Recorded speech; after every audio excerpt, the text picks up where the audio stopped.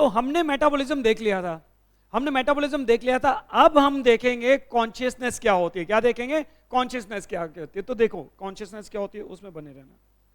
सबसे पहले मैं अगर टॉपिक की हेडिंग बनाता हूं consciousness, so what is this consciousness. Consciousness को समझते हैं।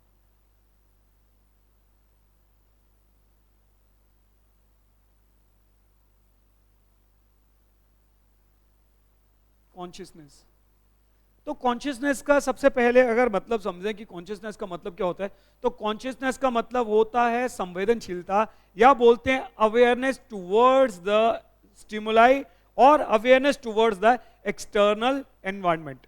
तो मैं सीधी सी बात बताता हूं कि कॉन्शियसनेस का मतलब क्या होता है। कॉन्शियसनेस का मतलब होता है या तो जो हमारे पास में response towards the external environment, या फिर बोलते हैं awareness towards the external environment and awareness towards the stimuli. तो मैं लिखता हूं awareness towards the external environment.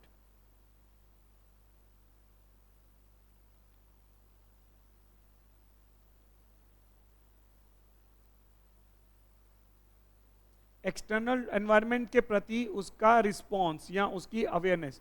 दूसरा बोल सकते हैं कि अवेयरनेस टुवर्ड्स द स्टिमुलस और awareness towards the stimuli. Awareness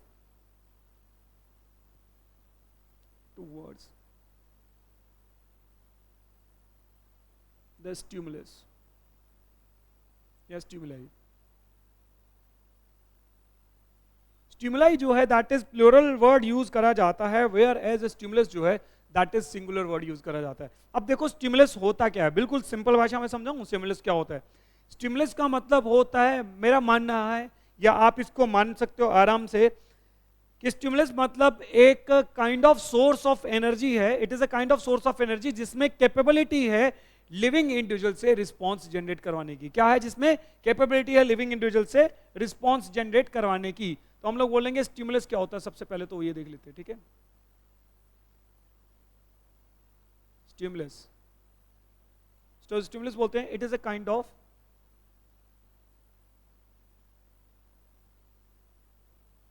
source of energy, source of energy which have, सी के नीचे डंडी लगाऊंगा, दैट इज विच पहले बोल चुका हूं, ठीक है ना। Which have capability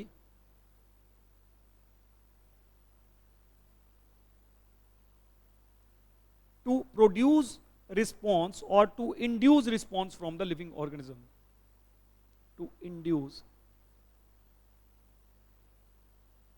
response from the living organism, from the living organism।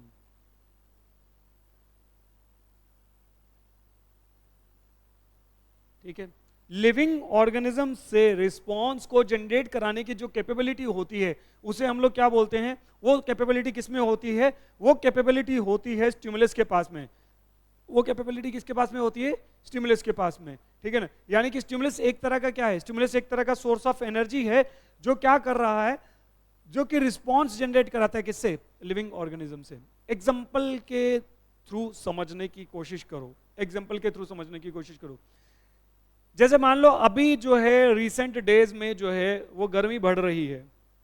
जब गर्मी बढ़ रही है, टेम्परेचर बढ़ रहा है, तो हम एसी ऑन कर लेते हैं, हम फैन ऑन कर लेते हैं, हम कूलर ऑन कर लेते हैं, ठीक है ना। जैसे जैसे हमारे पास में रिसोर्सेज हैं, हम उन रिसोर्सेज के अकॉर्डिंगली उन्हें ऑन कर लेते हैं। क्यों ऑन कर लेते हैं? क्योंकि बाहर टेम्परेचर जो है वो क्या हो रहा है? ज्यादा हो रहा है। हम उसके रिस्पॉन्स में जो है वो अपने जो है वो रिस्पॉन्स करें, या उस एनवायरमेंटल कंडीशन के रिस्पॉन्स में हम लोगों ने एसी ऑन कर लिया, या कूलर ऑन कर लिया, या फैन ऑन कर लिया।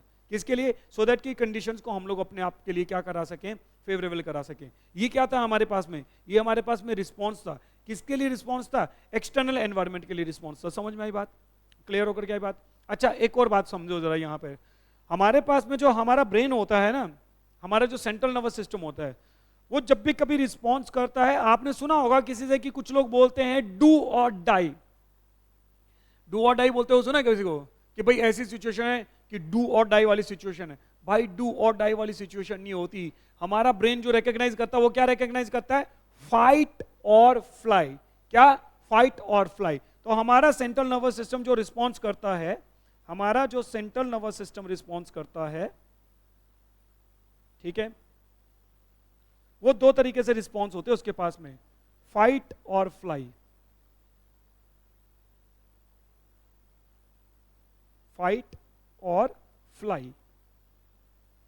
देखो हमेशा ही ऐसी कंडीशन होकर के आती है कभी भी कि बहुत ही गंभीर स्थिति बनकर के आ जाए, उस गंभीर स्थिति में लिविंग इंडिविजुअल को यह डिसाइड करना होता है कि उसे उस सिचुएशन से लड़ना है या निकलना है।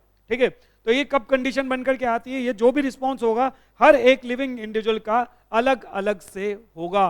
किसी भी दो इंडिविजुअल का रिस्पॉन्स जो है वो सेम नहीं हो सकता। कुछ जो है वो फ्लाइट वाले होंगे, कुछ जो है वो कौन से वाले होंगे? फाइट वाले होंगे। और हर एक का सिचुएशन के अकॉर्डिंगली रिस्पॉन्स जो है वो चेंज होकर के आएगा। देखो जरा मैं यहाँ पर आपको एक एग्जांपल के थ्रू समझाने की कोशिश करता हूँ। ठीक है, ये तो नोट कर लिया आपने, है ना? अब देखो जरा, मुझे एक बात बताओ, एक एग्जांपल लेता हूँ। मान लो कि आप गए किचन में। आप जब किचन में गए तो किचन में आपने देखा कि एक क्रिस्टल की बाउल है, कांच की एक कटोरी है, या जिसे बोल सकते हैं बड़ा सा बर्तन है कांच का, जिसमें जो है वो गर्मा गर्म गुलाब जामुन पड़े हुए हैं। आपने जाकर के उस बाउल को क्या कर लिया? पकड़ लिया। अब वो बाउल थोड़ा ज्यादा गर्म है। जब आपने बाउल को पकड़ लिया, अब क्या फील हुआ? भाई मैसेज गया फटाक से किसके पास में? हमारे सेंट्रल नर्वस सिस्टम के पास में। ठीक है ना, हमारे सेंट्रल नर्वस सिस्टम के पास है। सेंट्रल नर्वस सिस्टम ने सब फटाफट से एनालाइज किया, खट खट खट खट खट। उसने फटाफट से रिस्पॉन्स भेजा किसको? आपकी बॉडी को। ब्रेन फटाफट से एनालाइज करके आपको रिस्पॉन्स भेजा। देखो किस तरह से हमारा ब्रेन छोटी छोटी छोटी छोटी कहानियां बनाता है। उसने रिस्पॉन्स क्या बनाया? उसने रिस्पॉन्स ये भेजा कि भाई बाउल बहुत गर्म है, इसे छोड़ दे। क्या है? बाउल बहुत गर्म है, इसे छोड़ दे। अब देखो जैसे ही छोड़ दे वाला रिस्पॉन्स आया, उसके साथ में तुरंत एक और कहानी बनकर के आ रही है, और उसी कहानी से फटाफट से रिस्पॉन्स दिए जा रहे हैं आपकी बॉडी को। दूसरा रिस्पॉन्स क्या बनकर के आया? कि भाई इसे छोड़ना मगर प्यार से, छोड़ना मगर प्यार से। तीसरा रिस्पॉन्स क्या बनकर के आया?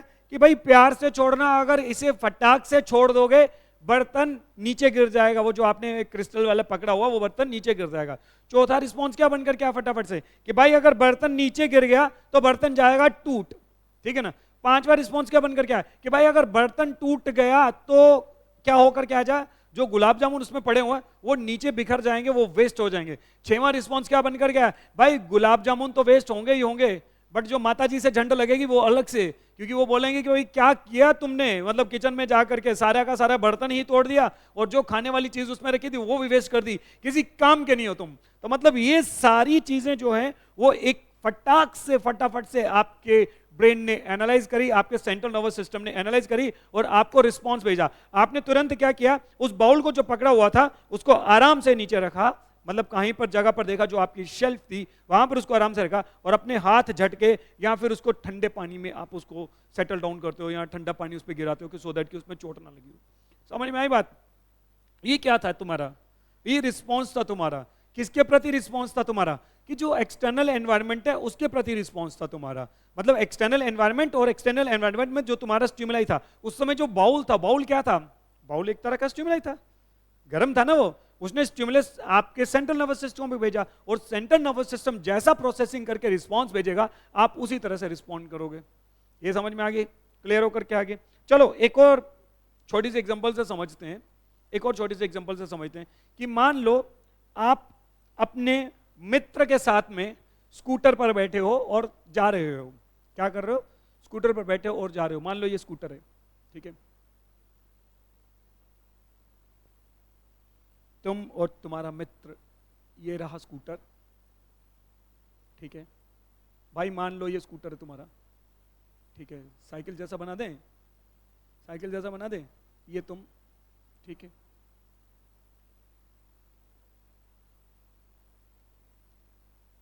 और ये तुम्हारा मित्र, ठीक है। किस पर बैठे हो? ये मान लो एक स्कूटर है तुम्हारे पास में जिस पर तुम बैठे हुए हो, ठीक है, या बाइक है जिसके ऊपर तुम बैठे हुए हो। ये बाइक से तुम जा रहे हो, जा रहे हो, जा रहे हो, जा रहे हो, जा रहे हो।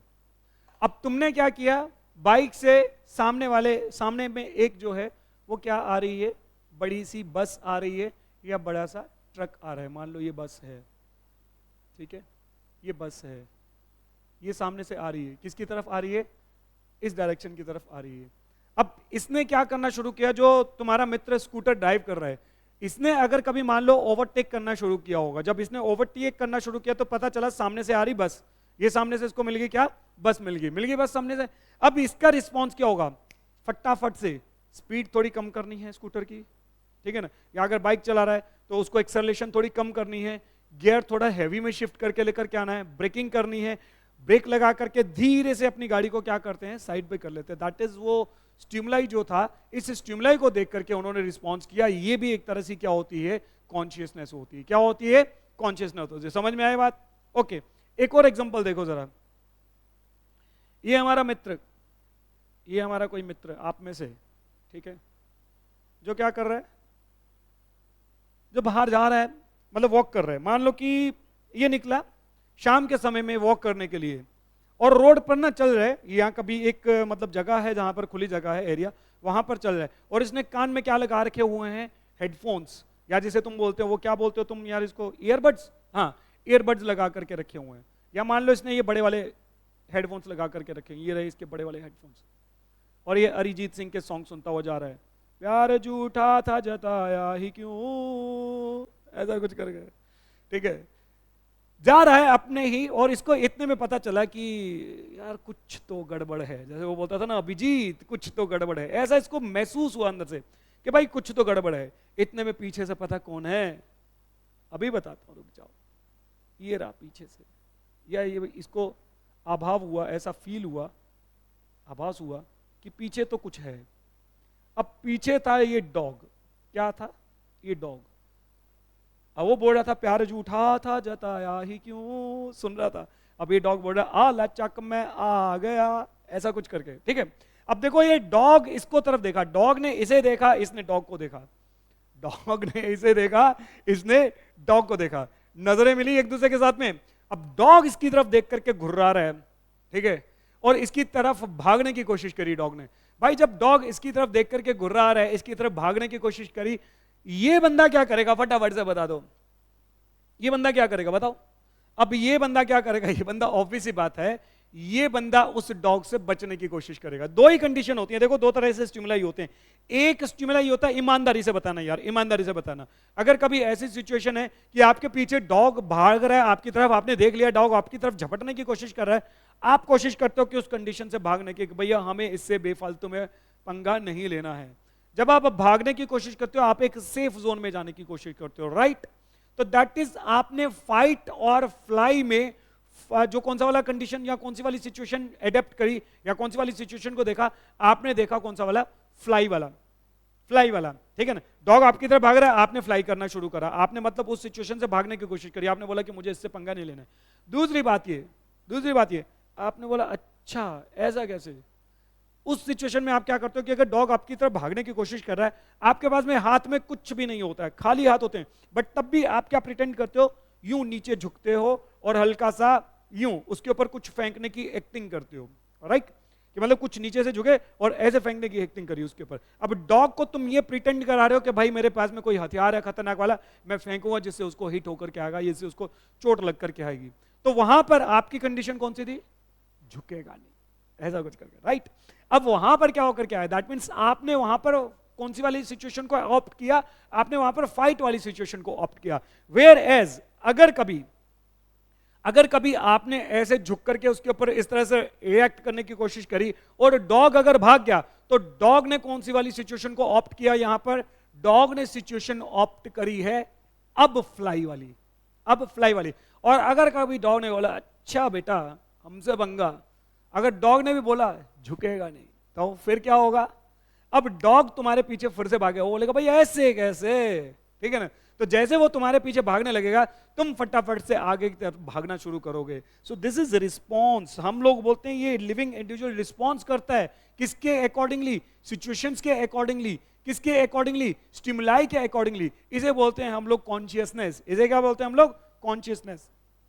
समझ में आई बात, क्लियर होकर के आ गया। तो देखो कॉन्शियसनेस जो होती है ना, कॉन्शियसनेस एक डिफाइनिंग करेक्टरिस्टिक फीचर है किसका? लिविंग ऑर्गेनिज्म का। ठीक है, अब देखते हैं कि यहाँ पे लिविंग ऑर्गेनिज्म में जो है वो डिफाइनिंग करेक्टरिस्टिक फीचर और नॉन डिफाइनिंग करेक्टरिस्टिक फीचर कौन कौन से है। सबसे पहले मैंने तुम्हें बताया था ग्रोथ। ठीक है, ग्रोथ जो है वो डिफाइनिंग करेक्टरिस्टिक फीचर नहीं है। मैं इस इक्वल टू लिख करके काटता हूं और लिखता हूं डिफाइनिंग।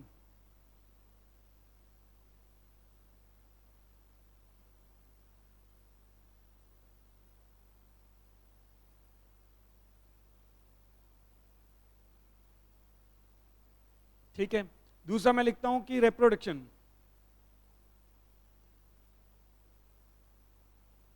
रिप्रोडक्शन भी डिफाइनिंग करेक्टरिस्टिक फीचर नहीं है। रिप्रोडक्शन भी डिफाइनिंग करेक्टरिस्टिक फीचर नहीं है, बिकॉज नॉन लिविंग जो मतलब हमारे पास में जरूरी नहीं है कि देखो नॉन लिविंग वहां पर बता रहे थे कि ग्रोथ जो है, ग्रोथ कौन भी करते थे? नॉन लिविंग भी करते थे। बट ऐसा नहीं है कि अगर कभी कोई इंडिविजुअल रिप्रोड्यूस नहीं कर पा रहा तो वो नॉन लिविंग है, वो स्टिल लिविंग है बट रिप्रोडक्शन नहीं कर पा रहा किसी वजह से, क्योंकि हो सकता है कि कुछ फर्टिलिटी वगैरह कम हुई हो। So growth and reproduction are not the defining characteristic feature but are general characteristic feature. Whereas एक होता है हमारे पास में मेटाबॉलिज्म।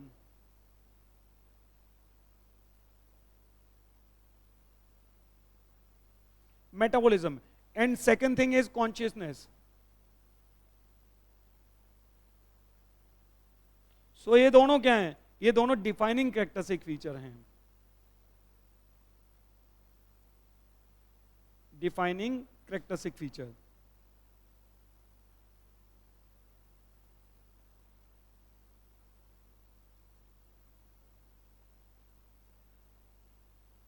Of living organism. ये समझ में आ गया? कॉन्शियसनेस समझ में आई? कॉन्शियसनेस क्या होती है? Consciousness is basically what it is basically awareness towards the external stimuli or awareness towards the external environment, whereas what is the stimulus or what is stimuli? Stimulus is basically a kind of source of energy which have a capability to induce a responses from the living organism. समझ में आ गई बात? Clear होकर के आ गया? Okay, अब देखो जरा, जब भी कभी ये पूछा जाता है ना कि general characteristic feature of living organism क्या होते हैं, तो हमें ये सारी चीजें हल्के हल्के से मेंशन करके बतानी पड़ती हैं। अब देखो, एक और मैंने बताया था कि लेवल ऑफ ऑर्गेनाइजेशन। क्या बताया था?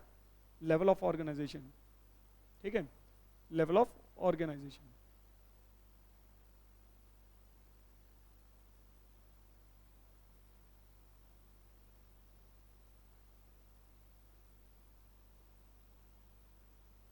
तो देखो, जितने भी लिविंग ऑर्गेनिज्म होते हैं, मैंने लेक्चर 1 में जब आपके साथ में बातचीत करी थी तो मैंने वहां पर बताया था कि लिविंग ऑर्गेनिज्म, और ऑर्गेनिज्म वर्ड ही कहां से आया है? लैटिन वर्ड है जिसको ऑर्गेनाइजेशन से मतलब लिया गया है, और ऑर्गेनाइजेशन का मतलब ये होता है कि लेवल ऑफ ऑर्गेनाइजेशन देखने को मिलती है। तो लेवल ऑफ ऑर्गेनाइजेशन का मतलब क्या हुआ? जैसे मान लो मैं लिखता हूं सेल, फिर लिखता हूं मैं टिश्यू, फिर लिखता हूं मैं ऑर्गन, फिर लिखता हूं मैं ऑर्गन सिस्टम, फिर लिखता हूं मैं ऑर्गेनिज्म। तो जितने भी लिविंग इंडिविजुअल होंगे उन सब लिविंग इंडिविजुअल में लेवल ऑफ ऑर्गेनाइजेशन जरूर देखने को मिलेगी। ध्यान में रख लेना, लेवल ऑफ ऑर्गेनाइजेशन जरूर देखने को मिलेगी। किसमें? लिविंग ऑर्गेनिज्म में। या तो वो सेल लेवल पे सेलुलर ऑर्गेनाइजेशन देखने को मिल सकती है, या उसमें टिश्यू लेवल ऑफ ऑर्गेनाइजेशन देखने को मिल सकती है, या उसमें ऑर्गन लेवल ऑफ ऑर्गेनाइजेशन या organ system level of organisation. ये समझ में आ गया?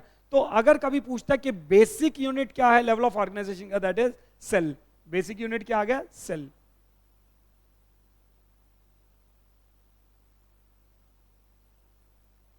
ठीक है, जब भी कभी आपको अगर कभी बोर्ड में बनकर के क्वेश्चन आएगा ना, तो वो ये बनकर के आता है कि बताओ जी हमारे पास में general characteristic feature of a living organism क्या होते हैं। हैवी मार्क्स मतलब लॉन्ग टाइप आंसर बनकर के आता है। ठीक है ना, लॉन्ग टाइप आंसर वाले क्वेश्चन बनकर के आते हैं। या फिर कभी ये बोला जा सकता है कि बताओ जी ग्रोथ एंड रिप्रोडक्शन जो है वो एक तरह के डिफाइनिंग कैरेक्टरिस्टिक फीचर नहीं है, जस्टिफाई करो इस आंसर को। तो आपने उसमें जस्टिफिकेशन ये बतानी होती है, रिप्रोडक्शन वाला पार्ट देख लेना कि रिप्रोडक्शन वाले पार्ट में क्या बोला था कि जो लिविंग इंडिविजुअल कुछ ऐसे भी होते हैं जो फर्टाइल नहीं होते, तब भी वो जो है वो स्टिल दे आर लिविंग। जैसे फॉर एग्जांपल बात करते हैं जो हमारे पास में हनी बी में जो वर्कर बी होते हैं वो क्या होते हैं, वर्कर बी जो है स्टेराइल होते हैं, वर्कर बी क्या होते हैं, स्टेराइल होते हैं। मैं यहाँ पर आपको मेंशन करके बता ही देता हूँ, ठीक है, कि जो वर्कर बी होते हैं वो क्या होते हैं, स्टेराइल। वेयर एज अगर हम लोग म्यूल की बात करते हैं, ठीक है, तो म्यूल भी क्या होता है, स्टेराइल। वेयर एज अगर हम लोग कुछ ह्यूमन बींग्स की भी बात करते हैं कि कुछ ह्यूमन बींग्स में भी क्या होता है कि वो भी बच्चे को कंसीव नहीं कर पा रहे होते, but still they are living, still they are living. तो ये चीजें ये बताती हैं कि भाई ये स्टिल लिविंग है, but still they are living, they are living, ठीक है, स्टिल दे आर लिविंग। तो इसीलिए हम लोग इसे बोलते हैं कि हमारे पास में जो रिप्रोडक्शन है, reproduction is not considered to be as a defining characteristic feature of the living organism. Defining characteristic feature नहीं है बट जनरल कैरेक्टरिस्टिक फीचर है। इस तरह से जस्टिफिकेशन दी जाती है जब कभी बोर्ड में पूछ करके आता है। देन यहां से क्वेश्चन पूछ करके आता है कि ग्रोथ जो है वो डिफाइनिंग कैरेक्टरिस्टिक फीचर क्यों नहीं है। तो बोलना भाई ग्रोथ जो होती है उसमें एक्सट्रिंसिक ग्रोथ और इंट्रिंसिक ग्रोथ होती है, मतलब इंटरनल ग्रोथ और एक्सटर्नल ग्रोथ होती है।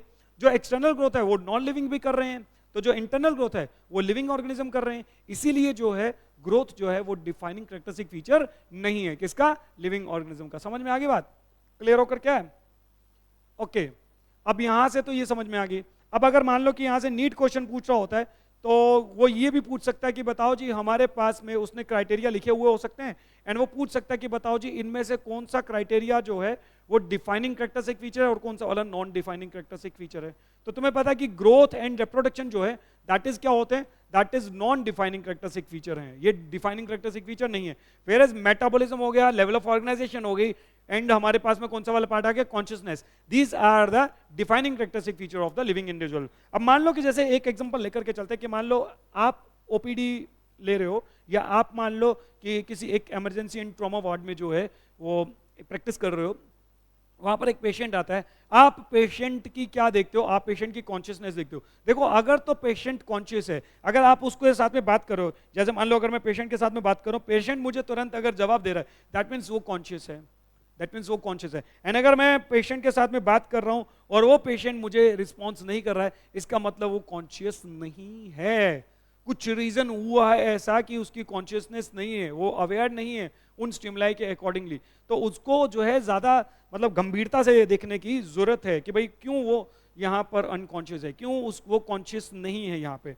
कभी भी लिविंग इंडिविजुअल को देखा जाता है कि मान लो अगर उठा करके बाजू उठा करके देखो, धड़ाम करके नीचे गिर रही, बाजू उठा करके देखो, धड़ाम करके नीचे गिर रही, इसका मतलब है वो भी अपनी बॉडी को रिटेन या सस्टेन नहीं कर पा रहे, वहां पर कॉन्शियसनेस वहां पर भी धीरे धीरे धीरे धीरे क्या कर रही है, जा रही है। मान लो अगर आप रास्ते से जा रहे हो, आपने देखा कि एक डॉग जो है वो लेटा हुआ है, और आपने सोचा कि ये लेटा हुआ है, काफी देर से लेटा हुआ है, इसको देखते हैं जरा जाकर के कि मतलब क्या होकर क्या है। अगर आपने हल्का सा उसको पांव के साथ में टच किया, अगर वो उस समय अलाइव होता या ऐसा कुछ मान लेकर के चलो कि सही सारी चीजें चली होती, तो फटाफट उस स्टिमुलस को रिस्पॉन्स करके क्या करता, वहां से भाग जाता या मूवमेंट कर लेता। बट अगर वो स्टिल वहां पर आपके टच करने पर भी मूवमेंट नहीं कर रहा है या कुछ ऐसा रिस्पॉन्स नहीं कर रहा है, इसका मतलब उसके साथ में कुछ गड़बड़ है, इसका मतलब उसके साथ में कुछ गड़बड़ है। ये समझ में आ गया, क्लियर होकर क्या गया। इसीलिए बोलते हैं कि कॉन्शियसनेस जो होती है वो एक हमारे पास में डिफाइनिंग कैरेक्टरिस्टिक फीचर होता है किसका, लिविंग ऑर्गेनिज्म का। एंड कॉन्शियसनेस जो है वो एनिमल जो है वो ज्यादा जो है रैपिडली बताते हैं as compare to that of the plants. ठीक है, प्लांट्स में भी एक एग्जांपल होती है, ये ध्यान में रखना, जिसको बोलते थे मिमोसा पर्डिका।